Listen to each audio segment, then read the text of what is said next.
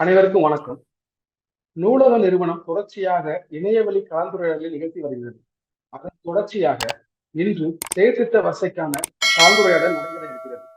இந்த கலந்துரையாடல் இந்தியாவில் அச்சிடப்பட்ட ஈழத் தமிழ் பேசும் சமூகம் சார்ந்த ஆவணங்களை ஆவணப்படுத்துவதன் முக்கியத்துவமும் ஆய்வு பயன்பாடும் என்ற தலைப்பில் அமைந்துள்ளது. இன்று இது குறித்து பேசுவதற்காக தமிழ் காமராசன் அவர்கள் நம்முடன் இணைந்திருக்கிறார். திரு தமிழ் காமராசன் அவர்கள் தற்போது பண்டைய தமிழகத்தில் மத உருவாக்கம் என்ற தலைப்பில் முனைவர் பட்ட ஆய்வை மேற்கொண்டு வருகிறார். இவர் தமிழகத்தில் உள்ள முன்னணி பதிப்பகத்தில் பப்ளிஷிங் எடிட்டராக பணியாற்றி இருக்கிறார். இது தவிர்த்து தமிழ்நாடு பாடநூல் கழகத்தில் மொழிபெயர்ப்பு ஆலோசகராக பணியாற்றி இருக்கிறார். இவர் மணிமேகலையில் சமயமும் மெய்யியலும், மொழி சிக்கலும் பொதுவுடைமை இயக்கமும் ஆகிய புத்தகங்களில் கோ எடிட்டராக பணியாற்றியுள்ளார். இது தவிர்த்து சுயராஜ்யம் யாருக்கு, மணிமேகலையின் பௌத்த தருக்கம், உணவு அறிவியல் பண்பாடு போன்ற பல ஆய்வு கட்டுரைகளை எழுதியிருக்கிறார். பெரியாரும் தத்துவ விசாரணைகளும் என்ற ஒரு நூலை எழுதியிருக்கிறார். தமிழகத்தில் தொடர்ச்சியாக பதிப்பு வரலாறு பற்றி ஆய்வுகளை செய்து வரக்கூடிய இளம் ஆய்வாளர்களில் திரு தமிழ் காமராசர் அவர்களும் ஒருவர். இந்த கலந்துரையாடலில் பேசுவதற்காக திரு தமிழ் காமராசர் அவர்களை நூலகம் சார்பாக வரவேற்கிறோம். இந்த இணைய வழி கருத்தரங்கத்தில் பங்கு கொண்டுள்ள அனைவருக்கும் வணக்கம். இப்படியான ஒரு வாய்ப்பை வழங்கிய நூலகம் ஃபவுண்டேஷன் நிறுவனத்திற்கு நான் எனது நன்றியை தெரிவித்துக் கொள்கின்றேன். நான் இன்று இந்தியாவில் அச்சிடப்பட்ட ஈழத் தமிழ் பேசும் சமூகம் சார்ந்த ஆவணங்களை ஆவணப்படுத்துவதன் முக்கியத்துவமும் ஆய்வு பயன்பாடும் என்கிற தலைப்பில் ஒரு உரையை உங்கள் மத்தியில் ஆற்ற விரும்புகின்றேன். இந்த உரை 2 பகுதியாக அமையும். முதல் பகுதி பொதுவாக நூலக ஆவணப்படுத்தல், நூல்களை ஆவணப்படுத்தல், நூல் பட்டியல் இவையெல்லாம் எப்படிப்பட்ட பயன்பாடுகளுக்கு, எப்படிப்பட்ட விஷயங்களுக்கு நமக்கு பயன்படும் என்பதை எடுத்துக்கூட விரும்புகின்றேன். 2வது பகுதியில் ஒரு நூலுடைய, குறிப்பாக திருமந்திரம் பதிப்பு புத்தகம் ஒன்றினுடைய கதையை எடுத்து கூறுவதன் வழியாக ஈழத்து தமிழ் பேசும் மக்கள் மத்தியிலிருந்து வந்த ஒரு மிக முக்கியமான பதிப்பாசிரியர் ஒருவரையும் அவர் மேற்கொண்ட முயற்சிகளையும் நான் எடுத்து கூறுவேன். அதன் வழியாக புத்தக பதிப்புகள் என்பவை எவ்வளவு சிரத்தையானவை, எத்தகைய சிரத்தை உடனான சமூக உறவுகளின் ஊடாக அவை பயணிக்கின்றன என்பதை எடுத்து காட்டுவேன். நான் இந்த தலைப்பில் முதலாவது பகுதியில் நரேஷ் அவர்கள் எனக்கு பகிர்ந்திருந்த கன்னிமரா நூலக ஆவணப்பட்டியலை அடிப்படையாக கொண்டு முதல் பகுதியை அமைத்துக் கொண்டுள்ளேன். இந்த முதல் பகுதியை பற்றி நாம் ஒரு நூல் பட்டியல் எதற்கு பயன்படுகிறது என்பது மிக முக்கியமான ஒன்றாகும். தமிழ் மொழி பேசக்கூடிய மக்களுடைய வரலாற்றை, சமூக வரலாற்றை, இலக்கிய வரலாற்றை, புலமை வரலாற்றை, சிந்தனை வரலாற்றை பற்றி எல்லாம் யோசிக்கும் பொழுது கடந்த அச்சு புத்தகம் என்பது ஒரு 200 ஆண்டுகால 300 ஆண்டுகால வரலாற்றை கொண்டது. 200 ஆண்டு காலமாக நாம் அதிகமாக அச்சு புத்தகங்களை பயன்படுத்தி வருகின்றோம். அச்சு புத்தகங்களின் வழியாக புலமை சிந்தனையை பரிமாறிக்கொள்கிறோம். அச்சு புத்தகங்கள், ஆனால் இந்த 200 ஆண்டுகளினுடைய முழுமையான அச்சு புத்தக பட்டியல் நம்மிடம் ஒன்று இருக்கின்றதா என்று கேள்வி எழுப்பினால் நம்மிடம் முழுமையான ஒரு பட்டியல் எதுவும் இல்லை. அச்சடிக்கப்பட்ட அச்சு புத்தகங்களுடைய முழுமையான பட்டியல் எதுவும் இல்லை. ஆக்ஸ்போர்டு யூனிவர்சிட்டி அல்லது கேம்பிரிட்ஜ் யூனிவர்சிட்டி வெளியிட்டிருக்கக்கூடிய இந்த அவங்க ஆங்கில இலக்கிய வரலாறுகளின் ஒரு பகுதியாக அச்சடிக்கப்பட்ட புத்தகங்களின் முழு பட்டியலை வழங்கி அந்த மொழிகளின் புத்தக உற்பத்தியை பற்றி அவர்கள் விவாதிக்கின்ற போக்கை பார்க்கின்றோம். அப்படியான ஒரு போக்கை தமிழில் மேற்கொள்ள முடியுமா என்றால் இப்போதைக்கு நம்மால் இயலாது. ஏனென்றால் தமிழ் மொழியில் இந்த 250 ஆண்டு காலமாக அச்சடிக்கப்பட்ட நூல்களின் முழுமையான பட்டியல் நம்மிடம் எதுவும் இல்லை என்பது ஒரு வருந்தத்தக்க விஷயமாகும். இப்பொழுதுதான் அத்தகைய நூற்பட்டியல் ஒன்றை தயாரித்து நூலக பட்டியல்களை ஒருங்கிணைத்து மற்ற ஏற்கனவே இருக்கிற நூற்பட்டியல்களை எல்லாம் ஒருங்கிணைத்து ஒரு ஒட்டுமொத்தமாக தமிழ்நாட்டில் கடந்த 200 ஆண்டுகளாக அச்சடிக்கப்பட்ட நூல்களின் பட்டியல் ஒன்றை தயாரிப்பதற்கான சிரத்தையான முயற்சியை பல்வேறு வகைகளில் வெவ்வேறு தரப்புகளில் இருந்து மேற்கொள்ளப்பட்டு வருகின்றது. அதன் ஒரு பகுதியாக தமிழ்நாட்டில் அச்சடிக்கப்பட்ட ஈழத்தமிழ் பேசும் சமூகம் சார்ந்த ஆவணங்கள் என்று நாம் எதை கொள்ளலாம்? இரண்டு வகையானவை. ஒன்று, தமிழ்நாட்டிலிருந்து ஈழத்தமிழ் சமூகம் சார்ந்த எழுதப்பட்ட நூல்கள், அச்சடிக்கப்பட்ட நூல்கள் ஒரு வகையானவை என்றால், ஈழத்தை சேர்ந்த, இலங்கையை சேர்ந்த தமிழ் பேசும் அறிஞர்கள் அவர்கள் பல்வேறு நடவடிக்கை, இலக்கிய ஆய்வுகள், அந்த சமூகம் சார்ந்த ஆய்வுகள், பழம் இலக்கிய ஆராய்ச்சி ஆய்வுகள், நூற்பதிப்புகள், பழந்தமிழ் நூற்பதிப்புகள் போன்ற செயற்பாடுகளின் ஊடாக வெளியிட்ட நூல்கள், அல்லது ஃபேம்லெட்ஸ், வாதங்களுக்காக சிறு துண்டு பிரசுரங்களை வெளியிட்டார்கள் அல்லவா? இவை எல்லாவற்றையும் சேர்த்த ஒன்றை நாம் இந்தியாவில் அச்சிடப்பட்ட ஈழத்தமிழ் பேசும் சமூகம் சார்ந்த ஆவணங்கள் என்று கூறலாம். கார்த்திகேசு சிவத்தம்பி அவர்கள் தமிழில் இலக்கிய வரலாறு என்கிற ஒரு நூலில் தமிழ் இலக்கிய வரலாற்றின் பிரச்சனை மையங்கள் என்று கூறும் பொழுது இந்த நூற்பட்டியல் என்பது மிக முக்கியமானது என்று சொல்லுவார். இந்த நூற்பட்டியல் பற்றி அவர் பேசிய அந்த பிரச்சனையின், தமிழ் இலக்கிய வரலாற்றின் பிரச்சனை மையங்கள் என்று 12 பிரச்சனைகளை, சிக்கல் மையங்கள் என்று 12 சிக்கல்களை கூறுவார். அவற்றில் 10வது சிக்கலாக அவர் எடுத்து கூறுவது, தமிழ் இலக்கிய வரலாற்று ஆசிரியரை எதிர்நோக்கும் இன்னொரு சிக்கலும் உண்டு. பல்வேறு நாடுகளில் காணப்படும் தமிழ் இலக்கியங்களை நாடுகளின் தேசிய பிரச்சனைகளை சித்தரிக்கும் ஆக்கங்களாகவும், அதே வேளையில் ஒரு பெரும் மொழி பண்பாட்டு குழுமத்தின் மொத்தமான இலக்கிய வெளிப்பாட்டின் அங்கமாகவும் காண்பதற்கு வேண்டிய கற்கை அமைப்பை ஒழுங்கமைத்துக் கொள்வதே இப்பிரச்சனையாகும். அதாவது மலேசியா இலங்கை தமிழ் இலக்கியங்களை மலேசிய இலங்கை தேசிய இலக்கியங்களாகவும், அதே வேளையில் தமிழ் இலக்கியங்களாகவும் படிப்பதற்கான ஒரு கற்கை முறையை வகுத்துக் கொள்ளல் வேண்டும். இந்தியா, இலங்கை, மலேசியா ஆகிய நாடுகளின் தமிழ் இலக்கியங்களை நன்கு இணைத்துக் கொள்வதற்கென இதுவரை மேற்கொள்ளப்பட்ட அணுகுமுறைகள் வெற்றி ஈட்டவில்லை என்று சொல்லுவார். இதுல அவர் ரொம்ப முக்கியமான ஒரு சிக்கலை, பிரச்சனையை நமக்கு தொட்டு காட்டுகிறார் என்று நினைக்கின்றேன். இந்த நூற்பட்டியல் பற்றி நாம் காணும் போது கூட இந்த தேச அரசுகள், அவர் குறிப்பிடுகிற இந்தியா, இலங்கை, மலேசியா, இன்று அது இங்கிலாந்து, கனடா, அமெரிக்கா, ஆஸ்திரேலியா போன்ற நாடுகளையும் உள்ளடக்கியதாக தமிழ் பேசும் சமூகம் இன்னும் பரந்த உலக வெளியில் வாழ்ந்து வருகிறார்கள். அங்கே நூல்களை வெளியிடுகிறார்கள். அங்கே பல்வேறு ஆராய்ச்சிகளாகட்டும் அல்லது புனைவு எழுத்துக்களாகட்டும் இவையெல்லாம் புத்தகங்களாக வந்து கொண்டிருக்கின்றன. இவற்றையெல்லாம் கணக்கில் எடுக்கும் பொழுது ஒரே வேளையில் தமிழ் மொழி ஒரு உலகளாவிய பரப்புடைய தமிழ் மொழியை பேசக்கூடிய மக்கள் உலகின் பல்வேறு நாடுகளில் பல்வேறு தேச அரசுகளின் கீழ் வாழ்ந்து கொண்டிருப்பவர்களாக நமக்கு தெரிகிறது. இன்னொரு வகையில் இந்த ஒரு இடத்தில் கிடைக்கக்கூடிய முக்கியத்துவம் மற்ற இடங்களில் வாழக்கூடிய தமிழ்நாட்டில் வசிக்கக்கூடிய தமிழர்கள் நூல் வெளியீட்டிலும் புத்தக அச்சிலும் அவர்களுக்கு கிடைக்கக்கூடிய வசதி வாய்ப்புகள் மற்ற பகுதிகளில் வாழக்கூடியவர்களுக்கு அத்தகைய வாய்ப்புகள் கிடைப்பதில்லை.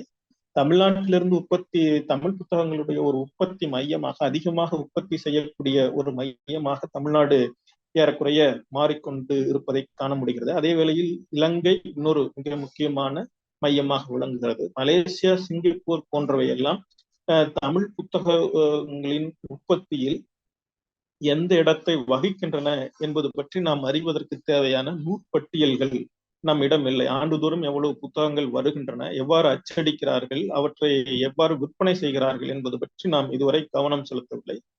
அதே போல இலங்கையிலும் சரி, தமிழ்நாட்டிலும் கூட சரி, இந்த புத்தகங்கள் ஆண்டுதோறும் வெளிவரக்கூடிய புத்தகங்களினுடைய பட்டியலை முழுமையாக பார்த்து அவற்றை பகுப்பாய்வு செய்வதற்கான முயற்சிகள் முழுமையாக ஆண்டுதோறும் மேற்கொள்ளப்படுவதும் இல்லை, தொடர்ச்சியாக மேற்கொள்ளப்படுவதும் இல்லை. ஏற்கனவே தமிழ்நாடு நூல் விவர அட்டவணை என்பதை ஆண்டுதோறும் வெளியிட்டுக் கொண்டு வந்திருந்தார்கள். இப்பொழுது அதை வெளியிடுவதில்லை. அந்த நூல் அட்டவணைகளில் ஆண்டுதோறும் அச்சிடப்படுகின்ற நூல் வகைமைகளை எல்லாம் பற்றி சில வேளைகளில் பகுப்பாய்வு செய்து முடிவுகளை வெளியிட்டிருக்கிறார். அதனால் குறிப்பாக நான் இங்கே சொல்ல வருவது என்னவென்றால், 1950 ஆண்டுகளுக்கு பின்பு இந்தியா, இலங்கை, மலேசியா போன்ற தேச அரசுகள் உருவாகுவதற்கு பின்னர் ஏற்பட்ட நிலைமை, அதற்கு முன்னர் இருந்த நிலைமையும் வேறு வேறானதாகும். 1950களுக்கு முன்பு தேச அரசுகளின் கீழ் அல்லாமல் காலனி அரசுகளின் கீழ் ஏறக்குறைய மிகவும் நெருங்கிய உறவை கொண்டிருந்தார்கள். இலங்கையை சார்ந்த தமிழ் பேசும் அறிஞர்கள் 1950களுக்கு முன்பு ஒரு குறிப்பிட்ட அளவு அவர்கள் தமிழகத்தை தங்களுடைய செயற்பாட்டு தளமாக கொண்டிருந்தார்கள். அதை இந்த ஆய்வுரையினுடைய 2வது பகுதியில் வரக்கூடிய ஒரு நூல் பற்றிய கதையில் நான் உங்களுக்கு எடுத்து காட்டுவேன். ஆனால் 1950களுக்கு பின்னர் அவர்களுடைய தேச அரசுகளின் கீழ் செயல்பட வேண்டிய ஒரு வரையறைக்கு உட்பட வேண்டியவர்களாக மாறிவிட்டார்கள் என்பது போல தோன்றுகிறது. சரி, நான் இப்பொழுது நரேஷ் அவர்கள் தயாரித்திருக்கிற கன்னிமர நூலக பட்டியலை நான் எடுத்துக்கொள்கிறேன். அதில் மொத்தமாக 423 என்ட்ரிகள் இருக்கின்றன. அவற்றில் ஒரு பெரும் பகுதியானவை மிகவும் இந்த பட்டியல் கன்னிமர நூலகத்தை பற்றிய ஒரு குறிப்பை இங்கு பார்த்து விட்டால் இவற்றில் இருக்கிற வேறுபாடுகளை புரிந்து கொள்ள முடியும். இது ஒரு பொது போக்கை காட்டுகிறது. இருந்தாலும் இவை பாரதூரமானவை என்பதால் முதலில் கன்னிமர நூலகம் ஒரே நேரத்தில் ஆய்வு குறிப்புக்காக சில நூல்களையும் கொண்டிருக்கிறது. அதே நேரத்தில் பொது வாசகர்களுக்கான பொது வாசகர்களுக்காக நூல்களை வாடகை கொடுக்கும் பகுதி தான் பெருமளவில் இருக்கிறது. ஆய்வுக்கான பகுதி மிக சிறியதாக சில வேளைகளில் அவை பயன்படுத்தப்படாமல் உள்ளன. அந்த நூலகம் ஒரு பொது நூலகமாக இருப்பதால் ஆண்டுதோறும் பொது நூலக பயன்பாட்டில் இருக்கின்ற நூல்களை பழைய புத்தகங்கள் கிழிந்து போய்விட்டாலோ அல்லது வேறு காரணங்கள் பயன்படுத்தப்பட முடியாதவை என்று கருதப்படுகின்றவை பழைய புத்தக கடைகளுக்கு போட்டு விடுவார். இவற்றை கணக்கில் எடுத்துக்கொண்டு அங்கு மீதம் எஞ்சியிருக்கும் புத்தகங்களுடைய ஒரு பட்டியலை நூலக பட்டியலிலிருந்து நரேஷ் அவர்கள் தயாரித்திருக்கிறார். அந்த நூலக பட்டியலை பார்க்கும் பொழுது ஒரு 1800 1900 வரைக்கும் ஒரு 36 என்ட்ரி இருக்கிறது. ரொம்பவும் குறைச்சலான புத்தகங்கள் தான். 1900 2000 ஆண்டு வரை 1999 வரை 192 என்ட்ரிகள் இருக்கின்றன. அதே போல 2000 ஆண்டிலிருந்து 2020 வரை இருக்கிற 25 ஆண்டு வரை, இப்பொழுது சமீபத்தில் 21, 22 ஆண்டு வரை ஒரு நூலக கொள்முதல் செய்து வரை இருக்கிறவை தான் பெரும் பகுதியானவை. 200க்கும் மேற்பட்ட புத்தக என்ட்ரிகள் பதிவுகள் அதுதான் இருக்கின்றன.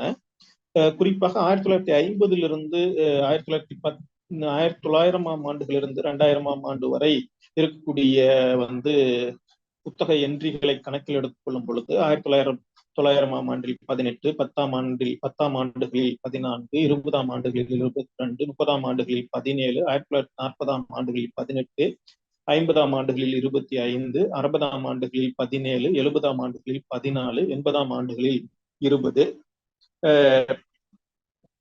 1990 ஆண்டுகளில் 30 என்று இருக்கின்றன. இவை எல்லாம் நாம் இந்த முன்னாடி சொன்னதை கணக்கில் எடுத்துக்கொண்டால் அவை பெருமளவு கழிக்கப்பட்டவை போக மீதம் இருக்கிற நூல்களினுடைய பட்டியல் என்று வைத்துக் கொண்டோமானால் மீதம் எஞ்சிருப்பவைகள் கூட 90 ஆண்டுகளில் இருப்பவைதான் மிக அதிகம். இலங்கை இன சிக்கல் மிகவும் சிக்கலுக்குள்ளாகி அது அதிகமான கவனத்திற்கு ஈர்க்கப்பட்ட ஆண்டுகளில் அந்த 10 ஆண்டுகளில் தான் ஈழத்தை பற்றிய பெரும் அளவிலான நூல்கள் கன்னிமர நூலகத்தில் இருக்கின்றன. அந்த காலப்பகுதியை சேர்ந்த நூல்கள் தான் இருக்கின்றன என்று தோன்றுகிறது. 2000 ஆண்டுகளில் தான் மிக அதிகமான 150 நூல் பதிவுகள் வரை இருக்கின்றன. 2010 இந்த அண்மை ஆண்டுகளில் இருக்கக்கூடிய நூல் பதிவுகள் என்பவை 2000 ஆண்டில் மட்டும் மிக அதிகமாக இருப்பதற்கு காரணம் அப்பொழுது எடுக்கப்பட்ட நூலக ஆணை காரணமாக இருக்கலாம், நூல்கள் வாங்குவதன் காரணமாக, நூலக ஆணை காரணமாக அதிகமாக நூல்கள் கொள்முதல் செய்யப்பட்டிருக்கலாம் என்று தோன்றுகிறது. 2010 ஆண்டில் ஒரு 80 நூல் பதிவுகள் வரை உள்ளன. இவற்றையெல்லாம் கணக்கில் எடுத்துக்கொள்ளும் பொழுது நாம் மிக அண்மை காலத்து பதிவுகள் கன்னிமர நூலகத்தில் இருப்பது, அது ஒரு பொது நூலகம் என்பதாலும் பொது வாசக பயன்பாட்டுக்கு இருக்கின்ற இது என்பதாலும் அவற்றில் அண்மை கால நூல்கள் மிக அதிகமாக இருக்கின்றன. பழைய நூல்கள் மிக குறைவாக இருக்கின்றன. அவற்றிலும் கூட ஒரு சீரான போக்கை காண முடிகிறது. பழைய நூல்களில் 50 ஆண்டுகளில் இருக்கின்ற பதிவும் 90 ஆண்டுகளில் இருக்கின்ற பதிவும் தான் மிக அதிகமானவை. இவை இரண்டும் ஒரு குறிப்பிட்ட தன்மையை காட்டுகின்றன என்று தோன்றுகிறது. இவையெல்லாம் நேரடியாக ஈழ தமிழ் சமூகம் பற்றிய நூற்பதிவுகள், ஆவணங்கள் பற்றிய குறிப்புகளாகும். இவை இரண்டும் இவை பொதுவாக நமக்கு என்ன தோன்றுகிறது என்றால், இந்த இந்த வந்து இந்த 90ஆம் ஆண்டுகளுக்கு 90ஆம் ஆண்டுகளில் கிடைக்கப்பட்ட ஈழ பிரச்சனை, இலங்கை இனமோதல் பிரச்சனை மிக தீவிரம் அடைந்ததன் விளைவாக ஒரு விதமான தமிழ்நாட்டில் ஈழ தமிழ் சமூகம் பற்றிய பொது நூலகங்களில் ஒரு கவனம் எடுத்திருக்கிறார்களோ என்று தோன்றுகிறது. ஆனால் பொதுவாக இந்த நூற்பதிவுகளை நோக்கும் பொழுது 50ஆம் ஆண்டுகளுக்கு முன்பு பெருமளவில் இங்கேயே இலங்கையை சேர்ந்த எழுத்தாளர்கள், ஆராய்ச்சியாளர்கள் அவர்களுடைய நூல்களை அச்சடித்திருக்கிறார்கள். குறிப்பாக 80ஆம் ஆண்டுகளுக்கு முன்பு கூட அத்தகைய தமிழ்நாட்டில் அவர்களுடைய நூல்கள் வெளிவருவது பொதுவான போக்கில் அதிகமாக இருந்தது என்று தோன்றுகிறது. அதற்கு பின்பு தமிழ்நாட்டில் 80ஆம் ஆண்டுகளுக்கு பின்பு வரத்து கொஞ்சம் குறைந்தது. ஆனாலும் கூட இந்த காலகட்டங்களில் 90ஆம் ஆண்டுகள், 2000ஆம் ஆண்டுகளுக்கு பின்பு இங்கிருந்தே பதிப்பகங்கள் செயல்பட தொடங்கின. 2 பதிப்பகங்களை குறிப்பிட வேண்டும் என்று நினைக்கின்றேன். ஒன்று கொழும்பிலும் சென்னையிலும் செயல்பட்ட குமரன் புத்தக இல்லம். இன்னொரு பதிப்பகம் மித்ரா பதிப்பகம், எஸ்போ அவர்களுடைய மித்ரா பதிப்பகம். அது மித்ரா அதனுடைய புனைவு இலக்கியங்களை வெளியிடுவதில் அவர் உயிருடன், எஸ்போ உயிருடன் இருந்தவரை பெரும் சிரத்தையும் கவனமும் எடுத்து அவர் வெளியிட்டு வந்தார். இந்த 2 பதிப்பகங்கள் அல்லாமல் தமிழ்நாட்டில் சில பதிப்பகங்கள் தொடர்ச்சியாக இலங்கை தமிழ் பேசும் எழுத்தாளர்களுடைய ஆய்வு நூல்கள், புனைவுகள் முதலானவற்றை வெளியிட்டு வந்தன. நியூ செஞ்சுரி புத்தக நிறுவனம், விடியல் பதிப்பகம், இது போன்ற இவையெல்லாம். இது அல்லாமல் இருக்கக்கூடிய வெகுஜன பதிப்பகங்களும் கூட ஒரு கணிசமான நூல்களை பல்வேறு தருணங்களில் வெளியிட்டிருக்கிறார்கள். இதையெல்லாம் கவனத்தில் எடுத்துக்கொள்ளும் பொழுது தமிழ்நாட்டில் ஏன் இலங்கையை சேர்ந்த எழுத்தாளர்கள் நூல்களை வெளியிடுவதை ஒரு பிரதானமாக கவனம் எடுத்துக் கொள்கிறார்கள் என்றால், இங்கு ஒரு புத்தக சந்தை, பரந்த புத்தக சந்தை இருப்பது என்பது ஒரு காரணம். இன்னொன்று, இங்கு கிடைக்கக்கூடிய முக்கியத்துவம், இங்கு புத்தகம் வெளியிடும் பொழுது அதிகமான முக்கியத்துவம் இலங்கையிலும் கிடைக்கும் என்று கருதுகிறார்கள் போல தோன்றுகிறது. இது ஒரு பொதுவான எண்ணப்போக்காகும். நான் இந்த உரையினுடைய 2வது பகுதிக்கு வந்து விடுகிறேன். நான் இங்கு குறிப்பாக ஒரு நூலுடைய ஒரு பயணத்தை நான் எடுத்துக்காட்ட விரும்புகிறேன். இலங்கையை சேர்ந்த ஒரு அறிஞர் திருமந்திரம் நூலுக்கு ஒரு பதிப்பை கொண்டு வந்தார். 1912ஆம் ஆண்டு மாவை வே. விஸ்வநாத பிள்ளை அவர்கள் 1912ஆம் ஆண்டு திருமந்திரத்திற்கு ஒரு நவீனமான பதிப்பை கொண்டு வந்தார். 1869ஆம் ஆண்டு திருமந்திரம் முதலாக தமிழ் அச்சு வாகனம் ஏறியது. அந்த நூலுக்கு அவர் கொண்டு வந்த பதிப்பு மிக முக்கியமானதாகும், மாவை விஸ்வநாத பிள்ளை. ஏனென்றால் அதுதான் ஒரு நவீனமான பதிப்பாகும். அது சமகாலத்தில் பழந்தமிழ் நூல்களுக்கு, சங்க இலக்கியங்களுக்கு வெளிவந்த பதிப்பு போல சூடிகளை ஒப்பு நோக்கி பாடபேதங்களை குறித்து நவீன உணர்ச்சியோடு கொண்டு வந்த பதிப்பாகும். யாழ்ப்பாணத்து மல்லாகம் ஊரை சேர்ந்த வே.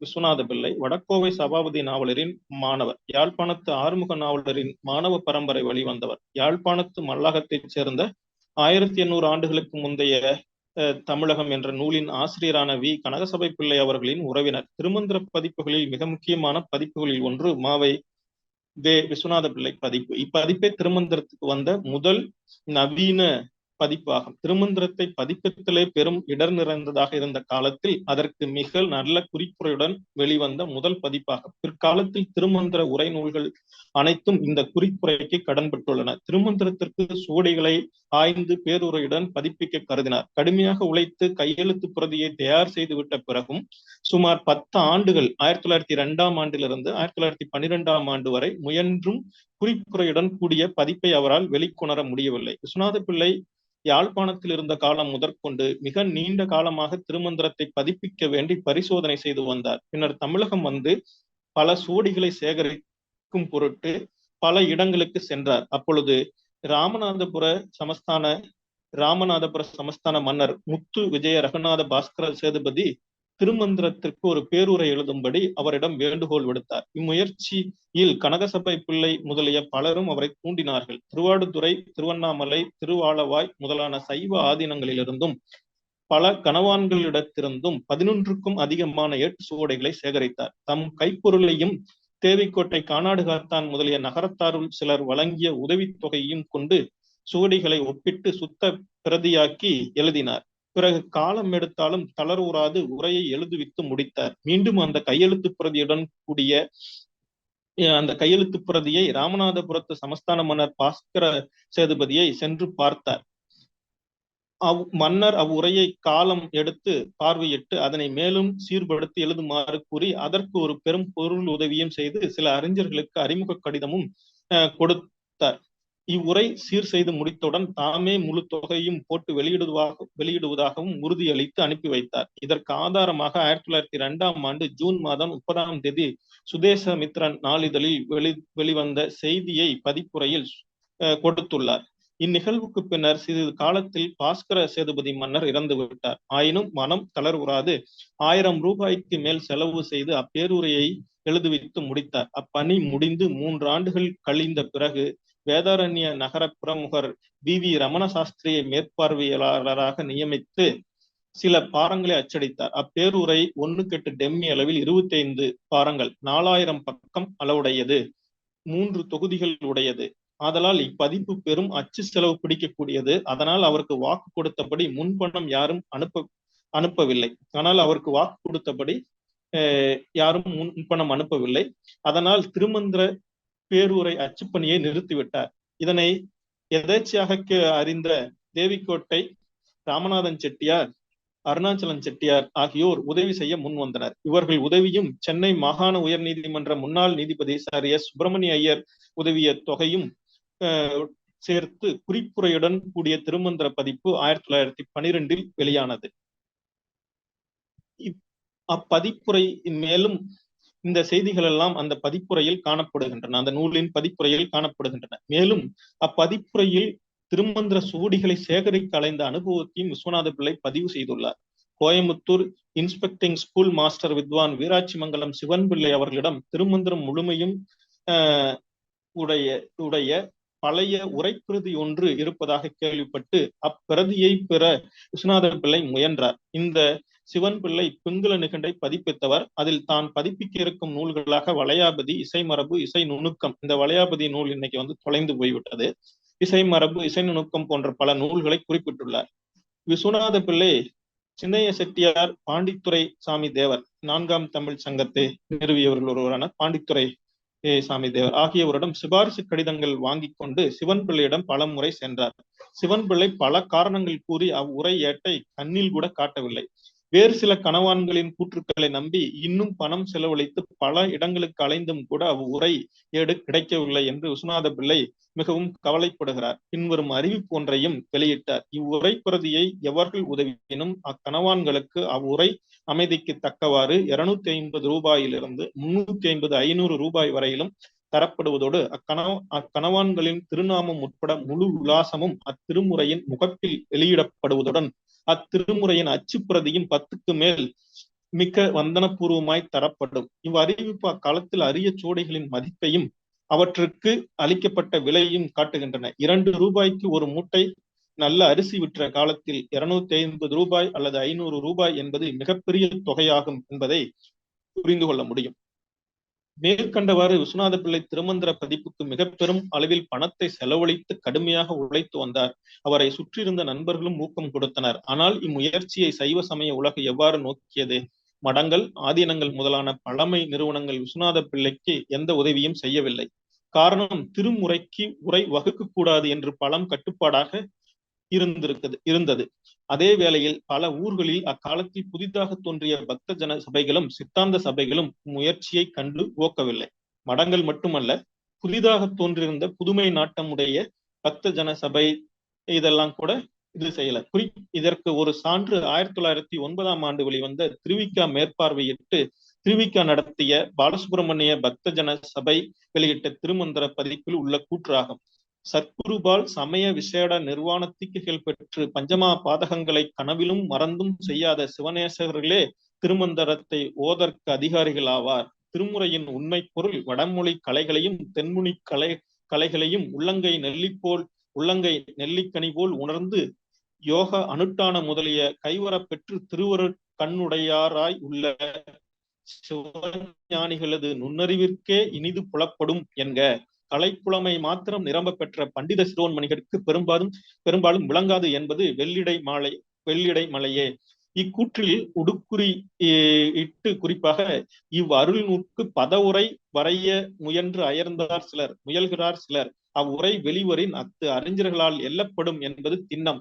அவ்வுரை ஆசிரியர் 8ஆம் திருமுறைக்கு செந்தமிழ் புலமை சிறிதும் நிரம்ப பெறாத சில போலி புலவர்கள் உரை எழுதி இடர்பட்டதை உணர்ந்திலர் போலும் என்ற வாசகம் தரப்பட்டுள்ளது. இக்கூற்றுக்கள் விஸ்வநாத பிள்ளை திருமந்திர பதிப்பு பணியையே குறிப்பிடுகின்றன. மிக்க வெறுப்புடன் அப்பணியை கண்டனம் செய்கின்றன. கலைப்புலமை நிரம்ப பெற்றவர்களாக விஸ்வநாத பிள்ளையும் அவருடைய நண்பர்கள் குழுவும் விளங்கினர். அக்காலத்தில் முகிழ்ந்து கொண்டிருந்த தேசிய உணர்வின், அதாவது இந்திய தேசிய உணர்வின் விளைவால் பரந்த இந்திய பண்பாட்டின் பின்புலத்தில் வைத்து விளங்கிக் கொள்ள அக்குழுவினர் முயன்று வந்தனர். இதனை அப்பதிப்பில் உள்ள ஆராய்ச்சி முன்னுரை வெளிப்படுத்துகிறது. திருமந்திரம் சிவசமவாத நிலையை கூறுகின்றது. 9ஆம் நூற்றாண்டை சேர்ந்தது. காஷ்மீரில் இருந்து வந்த சிவசமவாத அத்வைத யோகிகளால் திருமந்திரம் செய்யப்பட்டது போன்ற கருத்துக்கள் அம்முன்னுரையில் உள்ளன.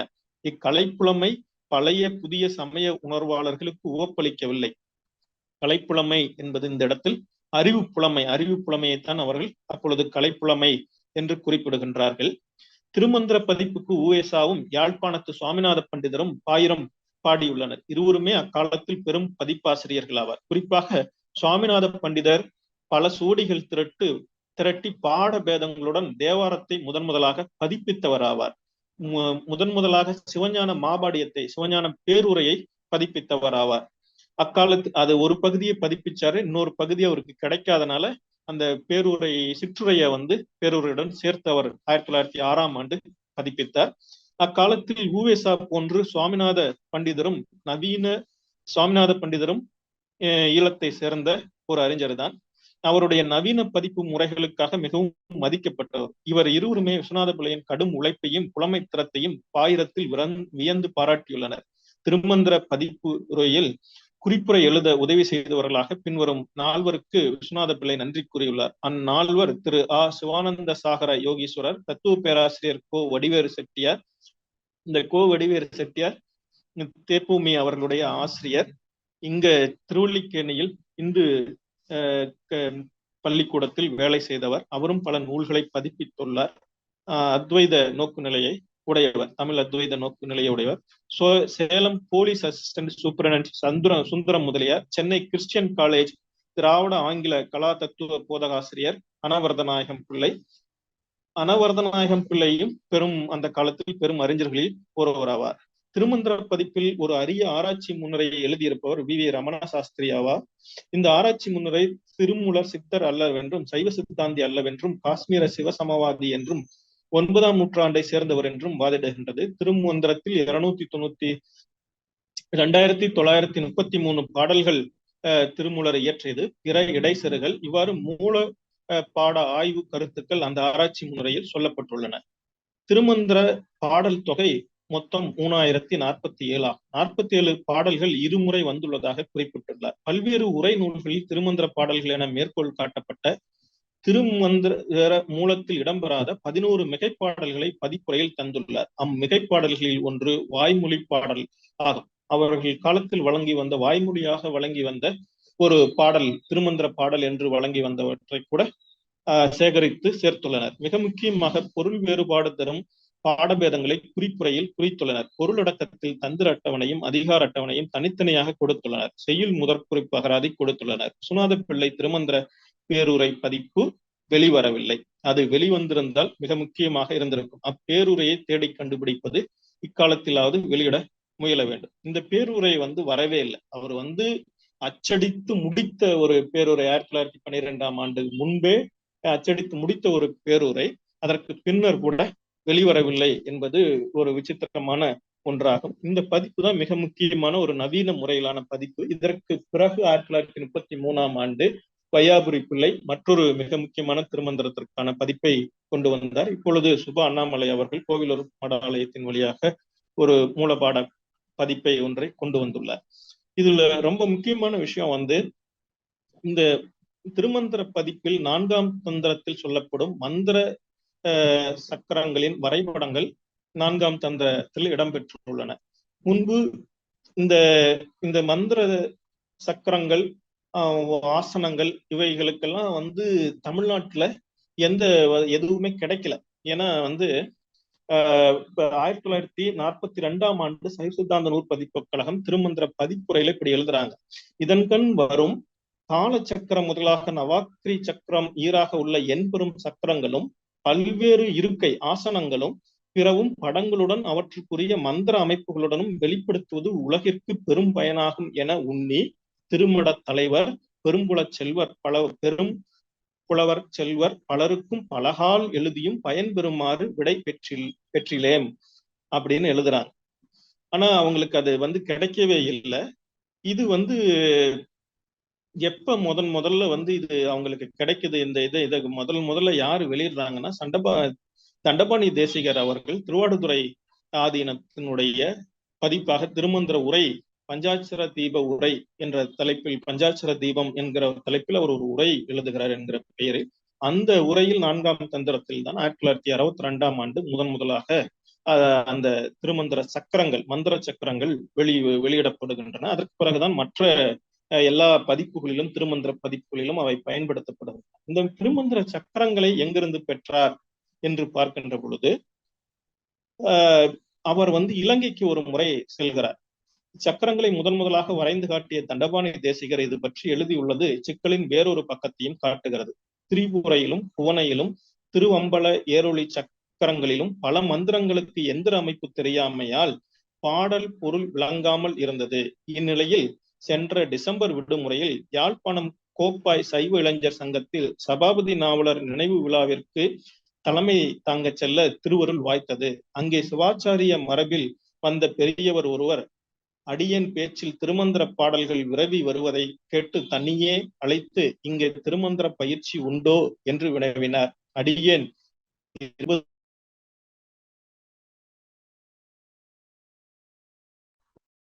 ஓரளவு உண்டு என்று தெரிவித்துக் கொண்டேன். அவர்கள் திருமந்திரம் பற்றி வைத்திருந்த குறிப்புகள் அத்தனையும் என்னிடம் கொடுத்து அவற்றிற்கு விளக்கம் தந்தார்கள்.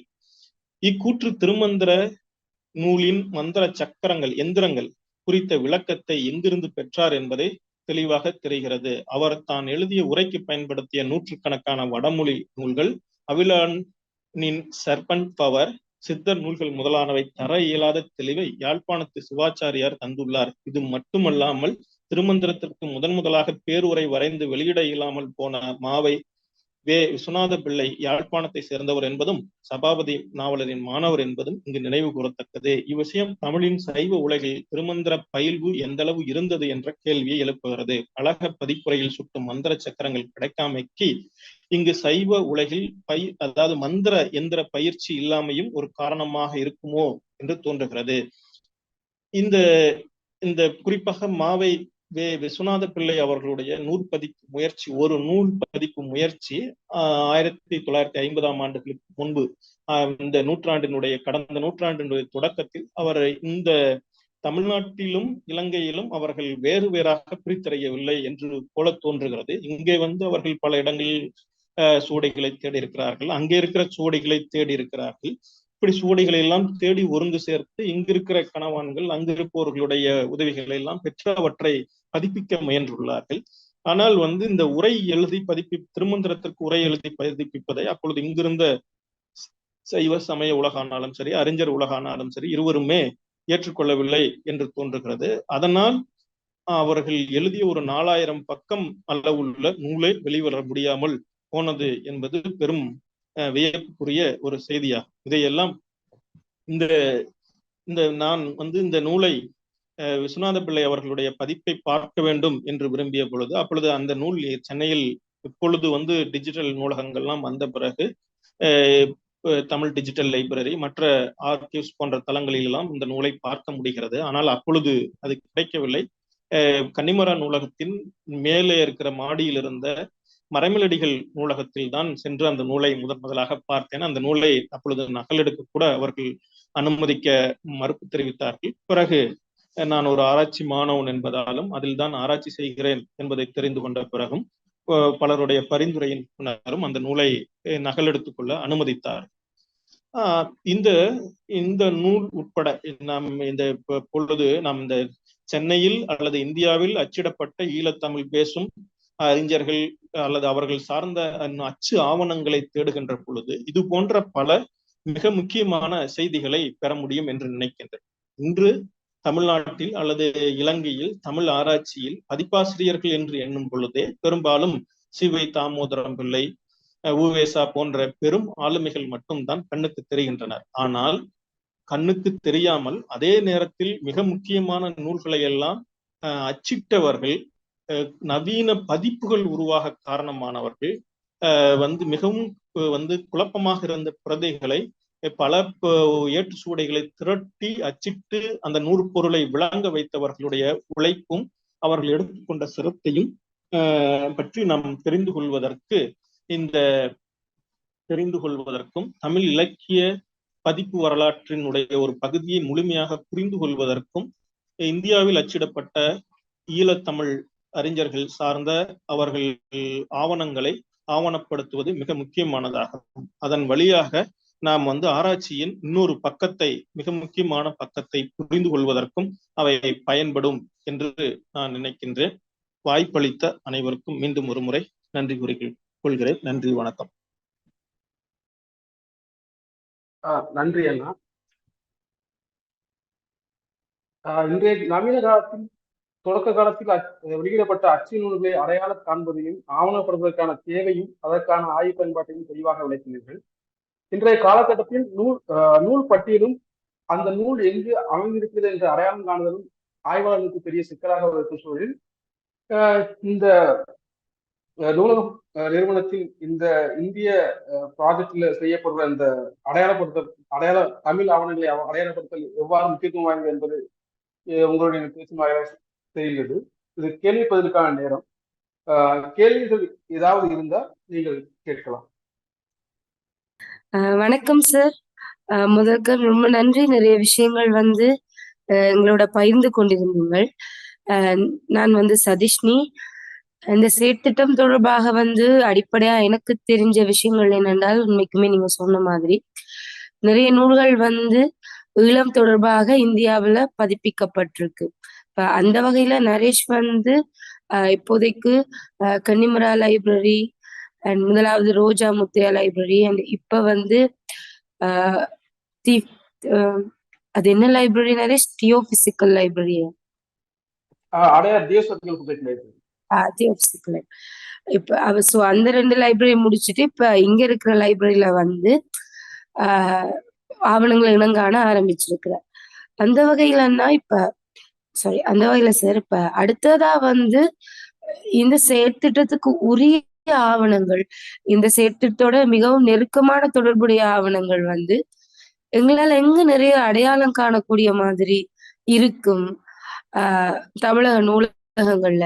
இது எனக்கு ஒரு கேள்வியா இருக்கு. அதே மாதிரி இப்ப நூலகங்களை தாண்டி சில தனிநபர்களும் இலங்கை தொடர்பாக, ஈழம் தொடர்பாக அச்சிடப்பட்ட நிறைய ஆவணங்களை ஆர்வம் காட்டியிருப்பாங்க. இப்ப பழைய அரிதான விஷயங்களை சேகரிச்சு வைக்கிறது, இல்ல பழைய ஈழம் தொடர்பாக இந்தியாவுல வாழ்ந்து வசிச்சு புத்தக வெளியீடோட நிறைய தொடர்பு பட்டவங்க பத்தின கலெக்ஷன்ஸை கலெக்ட் பண்ணி வைக்கிறது. இப்படியான நபர்களும் அங்க கூட இருப்பாங்க. அவங்கள எப்படி அடையாளம் காணலாம்? அதுக்கான சோர்ஸை எப்படி பெற்றுக்கொள்ளலாம்? அடுத்தது நேரத்தோடைய கேட்ட மாதிரி வேற இந்த நூலகங்கள்ல இப்படி இந்த ப்ரொஜெக்ட் ரிலேட்டடான டாக்குமெண்ட்ஸை ஐடென்டிஃபை பண்ணக்கூடிய மாதிரி இருக்கு. நிறைய சின்ன வேற யாராவது கேள்விகள் இருந்து அதோட சேர்த்து கடைசியா பேசிடலாம் இல்லையா? கடைசியா பேசலாம். சரி. ஆனா எனக்கு ஒரு சின்ன கேள்வி இருக்குண்ணா. இப்போ நான் இந்த புத்தகங்களை ஐடென்டிஃபிகேஷன் பண்ணிக்கிட்டு இருக்கும் பொழுது அந்த இலங்கை சார்ந்த எழுத்தாளருடைய புத்தகங்களை ஐடென்டிஃபிகேஷன் பண்ணிட்டு இருக்கும்போது என்னன்னா, அந்த 1912 அந்த காலகட்டத்துல இந்த ராமோ தத்தம் அப்படிங்கிற ஒரு நூல் சமஸ்கிருத்ல தமிழ்ல மொழிபெயர்க்கப்பட்டது. ஆக்சுவலா அது 3 திருப்பு பதிப்பிச்சிருக்காங்க. ஃபர்ஸ்ட் என்னன்னா 1912 பதிப்பிச்சாங்க. அது என்னன்னா 27 பக்கம் மட்டும்தான் இருந்தது. அதுக்கப்புறம் ரெண்டாவது 1900 இலங்கையில பதிப்பிச்சு, ஈழத்துல பதிப்பிச்சு. அதை பதிப்பிச்சவரும் அதை மொழிபெயர்த்தவரும் ஈழத்தை சேர்ந்தவர் தான். ஆனா அதுக்கப்புறம் ம் 1922 ஒரு பதிப்பு வருது. அது வந்து மதுரை தமிழ் சங்கத்துல வந்து மிஸ்ர சாயல்ல வந்து அவங்க பதிப்பிக்கிறாங்க. ம் குமாரசாமி பிள்ளைங்கிறது மொழிபெயர்த்து பதிப்பிக்கிறாங்க. திருப்பி வந்து 1949 பதிப்பிக்கிறாங்க. இதே மாதிரி நிறைய அந்த குறிப்பிட்ட காலகட்டத்தில் வந்து நிறைய வந்து சமஸ்கிருத்ல இருந்து தமிழுக்கு வந்து மொழிபெயர்ப்பு வந்து இலங்கை சார்ந்த எழுத்தாளர்கள் நிறைய நிகழ்த்தப்பட்டிருக்கு. அது எது அதற்கான காரணம் எதுவும் இருக்கான பின்னாடி? ஓகே, நல்லது, பேசுவோம் அதை பத்தி பேசுவோம். வேற ஏதாவது கேள்விகள் இருக்கா? கேள்விகள் இல்லைன்னு நினைக்கிறேன். நீங்க எதுக்கு பதில் சொல்லுவீங்க? ஓகே, சரி, நல்லது. இந்த நீங்க கேட்ட கேள்வியை முதல்ல வச்சுக்குவோம். மேடம் சொன்னதை கடைசியா பேசி முடிச்சிருவோம்னு நினைக்கிறேன். முதலாவது வந்து வடமொழி நூல்களோட மொழியாக்கம் வந்து எப்ப இருந்தே வடமொழி நூல்கள் மட்டும் இல்ல, மற்ற வந்து இப்ப ஆங்கிலத்தில இருந்தும் வடமொழியில இருந்துமான நூல்களை வந்து பெருமளவுக்கு வந்து 1800கள் தொடங்கியே வந்து நூல்களை மொழிபெயர்க்க தொடங்கினாங்க. அச்சு புத்தகங்கள் அச்சடிக்கிற முறை வந்த பிறகு ஒரு கணிசமான நூல்கள், தர்க்கம் சம்பந்தமான நூல்கள், இவையெல்லாம் வந்து வடமொழியிலிருந்து நேரா மொழிபெயர்க்க தொடங்கினாங்க. ஒரே நேரத்துல வந்து ஒரு நூலுக்கு வந்து ஒன்றுக்கு மேற்பட்ட மொழிபெயர்ப்புகள்லாம் இருக்கு. தர்க்கம் சம்பந்தமான நூல்களுக்கு தமிழ்நாட்டுல ஒரு மொழிபெயர்ப்பு, வடமொழி நூல்களுக்கு தமிழ்நாட்டுல ஒரு மொழிபெயர்ப்பு, இலங்கையை சார்ந்தவர்கள் ஒரு மொழிபெயர்ப்பும் செஞ்சிருக்காங்க. ஏன் அப்படின்னு சொன்னா வந்து தமிழ்நாட்டுல இருந்த வந்து இவங்க சைவ சித்தாந்த சிந்தனை பள்ளி ஒரு மாதிரியானதாகவும், இலங்கையை சேர்ந்தவர்கள் இன்னொரு வகையை சேர்ந்தவர்களாகவும் இருந்தாங்க. குறிப்பா இலங்கையை சேர்ந்தவர்கள் சிவ சமவாத நிலை அப்படின்னு சொல்லக்கூடிய ஒன்றை வந்து சில பின்பற்றினவங்க, அல்லது ஆறுமுக நாவலர் போன்ற அவருடைய மாணவர் பரம்பரையினர், இவங்க எல்லாம் ஒரு வகையான சிந்தனையாளர்களா இருந்தாங்க. 1912ஆம் ஆண்டுக்கு பிறகு 12ஆம் ஆண்டுக்கு பிறகு இந்த சைவ சித்தாந்த மகா சமாஜம் ஏற்பட்ட பின்னாடி தமிழ் உணர்வு வந்து மேலோங்கிய நிலையில வந்து தமிழ்நாட்டுல வந்து சைவம் அப்படிங்கிறதுக்கும் சைவ சித்தாந்தம் அப்படிங்கிறதுக்கும் தமிழ் மூலத்தை ஒன்றே கற்பித்துக் கொள்ளக்கூடிய ஒரு நிலையை வந்து பார்க்க முடியுது. ஆனா வந்து இலங்கையில வந்து அப்படி அவங்க கருதல. இலங்கையில இருந்த சைவ குழுமம், சைவ சித்தாந்த அறிஞர் குழாம் வந்து என்ன நினைச்சிருக்காங்கன்னா, அவங்க வந்து வடமொழியையும் சேர்த்துதான் தமிழோட சேர்த்து பார்த்தாங்க. அதுக்காக மறுப்பு நூல்கள் எழுதினாங்க, விவாத நூல்கள்லாம் ஒரு பக்கம் நடந்துட்டு இருந்தது. ஆனா இதுக்கு முன்னாடி இருந்தே வந்து அவங்க அவங்களுடைய இலக்கியம், தர்க்கம் இவையெல்லாம் சார்ந்து வடமொழி நூல்களை தமிழ்ல மொழிபெயர்க்கிற ஒரு போக்கு வந்து அதற்கு முன்பு இருந்தே வந்து அவங்க கிட்ட இருந்தது. அவங்க ஒரு தனித்துவமான போக்கை வந்து கடைபிடிச்சாங்க. தமிழ்நாட்டுல வந்து ரெண்டு தரப்பார், ஒரு சைவ சித்தாந்த தரப்பார், வடிவேறு செட்டியார் அவர்கள் தலைமையில் இருந்த ஒரு தமிழ் அத்வைத மரபை சேர்ந்த ஒரு தரப்பார், இவங்க ஒரு மாதிரி மொழிபெயர்த்து கொண்டிருந்தாங்க. அதனால இந்த இந்த மொழிபெயர்ப்பு மரபு அப்படிங்கிறது அச்சு நூல்கள் வந்த பிறகு ரொம்ப ஒரு வடமொழி நூல்களுக்கு ஏறக்குறைய ஒன்றுக்கு மேற்பட்ட, குறிப்பா தர்க்க நூல்களுக்கு ஒன்றுக்கு மேற்பட்ட நூல்களை வந்து பார்க்க முடியுது. அந்த நூல்கள் பெருமளவுக்கு இங்க அல்லது இலங்கையில அச்சடிக்கப்பட்டன.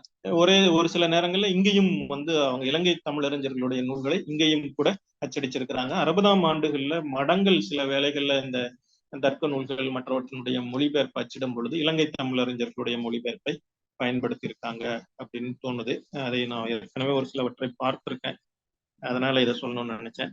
இப்ப மேடம் வந்து அவங்க சொன்னது வந்து இந்த செயற்திட்டத்தோடு தொடர்புடைய ஆவணங்கள், இப்ப ஏற்கனவே நீங்க இப்ப ரோஜா முத்தையா, கன்னிமரா இதெல்லாம் பார்த்திருக்கீங்க தெரியுது. இப்ப தியோசபிகல் சொசைட்டி நூலகம் ஒரு ரொம்ப முக்கியமான ஒரு நூலகம். இது அல்லாம வந்து இருக்கக்கூடிய நூலகங்கள் அப்படின்னு நம்ம பார்த்தோம்னா சென்னைக்குள்ளாரையும் இன்னும் பல நூலகங்கள் இருக்கு. இப்ப வடமொழி கல்லூரியினுடைய மயிலாப்பூர்ல இருக்கிற சான்ஸ்கிரிட் கல்லூரியினுடைய நூலகம் ஒரு பழைய நூலகம். இங்க வந்து இருக்கக்கூடிய மாநில கல்லூரியினுடைய நூலகம் ஒரு பழைய நூலகம். சென்னை பல்கலைக்கழகத்தினுடைய மெரினா வளாகத்திலையும் சேப்பாக்கம் வளாகத்திலையும் பெரிய நூலகங்கள் இருக்கின்றன. இது போல வந்து விவேகானந்தா கல்லூரி, இந்த பழைய கல்லூரிகள் இருக்கிற நூலகங்களை கூட திரும்ப ஒரு முறை பார்ப்பது, அவங்க வந்து ஆய்வு நூலகங்கள், அவங்க நூல்கள் எல்லாம் இருக்கும் அப்படிங்கிறதுனால பல நூல்கள் அங்கு கிடைப்பதற்கு வாய்ப்பு இருக்குது அப்படின்னு எனக்கு நம்ம தோணுது. அதிகமான நூல்கள் குறிப்பாக 1900ஆம் ஆண்டுகளுக்கு முன்பு எங்கும் இலங்கையிலும் யாழ்ப்பாணத்திலும் ஈழ நாட்டிலும் அச்சடிக்கப்பட்ட நூல்களை எல்லாம் அந்த நூலகங்களில் ஒருவேளை நாம் அதிகமாக பார்க்க முடியும் என்று நினைக்கின்றேன். அவற்றையெல்லாம் கவனம் எடுத்து பட்டியல் தயார் செய்வதும் இவையெல்லாம் முக்கியமானது என்று நினைக்கிறேன். பாண்டிச்சேரியில் இருக்கக்கூடிய பிரெஞ்சு இந்திய ஆய்வு நிறுவனம் ஒரு பெரிய கலெக்ஷனை அவங்க வைத்திருக்கிறாங்க. ரோஜாமுத்தியாவிலையும் நமக்கு பெருமளவுக்கு நீங்க ஒரு பட்டியலை தயாரிச்சிருக்கீங்க. இன்னும் கூட கூடுதலான பட்டியல்கள் கிடைக்கும் அப்படின்னு நினைக்கிறேன். இது அல்லாம இங்க சென்னையிலும் சரி, தமிழ்நாட்டுக்குள்ளாரையும் சரி, பல தனியாருடைய கலெக்ஷன்ஸ் இருக்கு. ஒண்ணு இப்ப பழங்காசு சீனிவாசன் ஐயா அவங்க ஒரு பெரிய நூலகத்தை வச்சிருக்காங்க. ஞானாலயா கிருஷ்ணமூர்த்தி அவங்க ஒரு பெரிய நூலகத்தை வச்சிருக்காங்க. இதே போல ஒரு பெரும் நூலகத்தை இலங்கைக்கு இப்ப ஈழம் அமைந்தால் ஈழத்துக்காக கொடுக்க போறேன் அப்படின்னு சொல்லிட்டு சேலத்தை சேர்ந்த ராமசாமி அப்படிங்கிற ஒரு ஐயா வச்சிருந்தாங்க. அவங்க மறைஞ்சிட்டாங்க. ஆனா அவருடைய இப்ப நூல்கள் எல்லாம் யார்கிட்ட இருக்கு என்னன்னு எனக்கு தெரியல. அவங்களும் ஒரு கணிசமான நூல்களை, பெரும் பகுதி ஒரு நூலகத்தை அவங்களும் சேகரிச்சு வச்சிருந்தாங்க. அவருடைய நூலகத்திலிருந்து தான் கால்டுவெல்லுடைய அந்த முதற் பதிப்பு, 2ஆம் பதிப்பை, திராவிட மொழிகளின் ஒப்பிலக்கணம், கம்பேரிட்டிவ் ஸ்டுடியோ, அந்த இது சவுத் இந்தியன் ஃபேமிலி, அந்த நூல் எடுத்தாங்க. அந்த நூலகம் முதல் 2வது பதிப்பு, முதல் பதிப்பையும் 2வது பதிப்பையும் அந்த நூலகத்துல இருந்தா வேலுசாமி மற்றவங்க எல்லாம் எடுத்து திரும்ப பதிப்பித்தாங்க. இந்த மாதிரியான பெரும் பொக்கிஷமா இருக்கக்கூடிய நூலகத்தை கூட அவர் வைத்திருந்தார். இலங்கையிலிருந்து 1800ஆம் ஆண்டுகளிலே அமெரிக்க மிஷன் சார்பாக வெளியிடப்பட்ட பல நூல்களை அவருடைய நூலகத்தில் அப்பொழுது நானும் வேலுசாமி ஐயா போன்றவர்களும் போய் பார்த்த போது பார்த்தேன். ஆனா இப்ப அந்த நூலக கலெக்ஷன் யாருகிட்ட இருக்குதுன்னு எனக்கு தெரியல. இது ஒண்ணு. இது போன்ற தனியார் நூலகங்கள் இருக்கு. மதுரை தமிழ்ச்சங்கத்து நூலகம் என்பது மிக முக்கியமான ஒரு நூலகம். அவங்க கிட்ட என்ன எவ்வளவு கலெக்ஷன்ஸ் இருக்கு என்னன்னு தெரியல. ஏன்னா மதுரை தமிழ்ச்சங்கத்து நூலகம் அதன் அளவில் இலங்கை தமிழறிஞர்களோடு மிக நெருக்கமான தொடர்பை கொண்டிருந்தார்கள். அதே போல தூத்துக்குடியில் இருந்த தமிழ் இலக்கிய கழகம் தனிநாயகம் அடிகள் அவர்கள் நிறுவிய அந்த நிறுவனம், அவர்கள் இப்பொழுது எப்படி செயல்படுகிறார்கள் என்று எனக்கு தெரியவில்லை. இது போன்ற பல நூலகங்கள், நூல் நிலையங்கள் தமிழ்நாட்டில் இருக்கின்றன. இவையெல்லாம் குறிப்பாக 1950ஆம் ஆண்டுகளுக்கு முன்பு தமிழகத்தை மையமிட்டு தமிழகத்திற்குள்ளும் தொடர்ச்சியாக, ஏன்னா தமிழகம் அப்பொழுது செல்வது ஒரு பெரும் பிரச்சனையாக, 30ஆம் ஆண்டுகளுக்கு முன்பு அவர்களுக்கு பாஸ்போர்ட்டோ மற்ற எந்த ஆவணங்களோ அவர்களுக்கு தேவையில்லை இங்கிருந்து செல்வதற்கோ வருவதற்கோ. அப்படி அவர்கள் சென்று சென்னையை மிக முக்கியமானதாக கருதிய கொழும்புக்கு ரயில் போக்குவரத்து வருவதற்கு முன்பு குடாநாட்டிலிருந்து, யாழ்ப்பாண நாட்டிலிருந்து பெரும் அளவுக்கு அறிஞர்கள் சென்னையை நோக்கி தான் வந்து கொண்டிருந்தார்கள். அவர்களுடைய வேலைகளும் சரி, மற்றவையும் சரி, சென்னையை மையமிட்டு தான் இருந்தது. சிவை தாமோதரம் பிள்ளையும் ஆறுமுக நாவலருமே அதற்கு சிறந்த எடுத்துக்காட்டுகள். அவர்களுடைய அச்சுப்பணிகள் பெரும் அளவுக்கு சென்னையை, தமிழகத்தை மையமிட்டு நடைபெற்றன என்று பார்க்க முடிகிறது. அதனால் 50ஆம் ஆண்டுகளுக்கு முந்தைய தமிழ்நாட்டில் இந்தியாவில் அச்சிடப்பட்ட அச்சு ஆவணங்களை ஈழத்தமிழ் சமூகம் தொடர்பாக, தமிழ் சமூக அறிஞர்கள் வேலை செய்த அச்சு நூல்கள் தொடர்பானவற்றை பெருமளவு சேகரிக்க முடியும் என்று நான் நினைக்கின்றேன். நன்றி, வணக்கம்.